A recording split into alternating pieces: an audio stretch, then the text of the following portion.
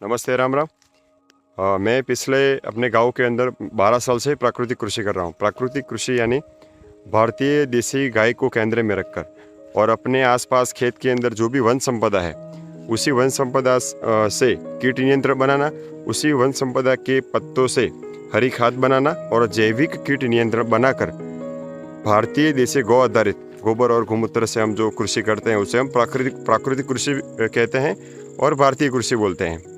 उसे हम सजीव कृषि भी बोलते हैं। 12 साल से प्राकृतिक कृषि करने की वजह से जो मिट्टी के जो गड्ढे होते हैं उसके अंदर अच्छे से अच्छी एयर लेयरिंग हुई है।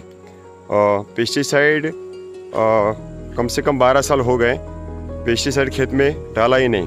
उसकी वजह से खेत की मिट्टी के अंदर, सोइल के अंदर जीवाश्म बढ़ी है और जीवाश्म बढ़ने से जब हम खेत के अंदर ट्रैक्टर से जो जुताई करते हैं तो उसके अंदर जब जुताई करने के बाद मिट्टी के जो बड़े बड़े गड्ढे निकलते हैं खेत में से वो छोटे छोटे निकलते हैं और उसके बाद में हर गड्ढे के अंदर मिट्टी के जो भी जो गड्ढे होते हैं उसके अंदर केंचुओं की पूरी साइकिल बनी हुई होती है और सभी प्रकार के अंदर हॉल होते हैं। मिट्टी के अंदर ऐसे छोटे छोटे हॉल होते हैं।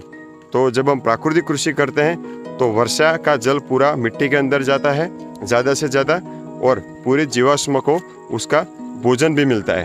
तो जब हम प्राकृतिक कृषि नहीं करते और यूरिया, डीएपी और पेस्टिसाइड जैसे जहरीले खाद खेत में डालते हैं तो खेत में हम जब ट्रैक्टर से जुताई करते हैं तो वो बड़े मिट्टी के बड़े गड्ढे निकलते हैं बाहर और उसके अंदर कोई भी एयर लेयरिंग होता नहीं है और केंचुओं की मात्रा बहुत ही कम होती है। इसकी वजह से मिट्टी की जो फर्टिलिटी है वो दिन ब दिन कम होती जा रही है।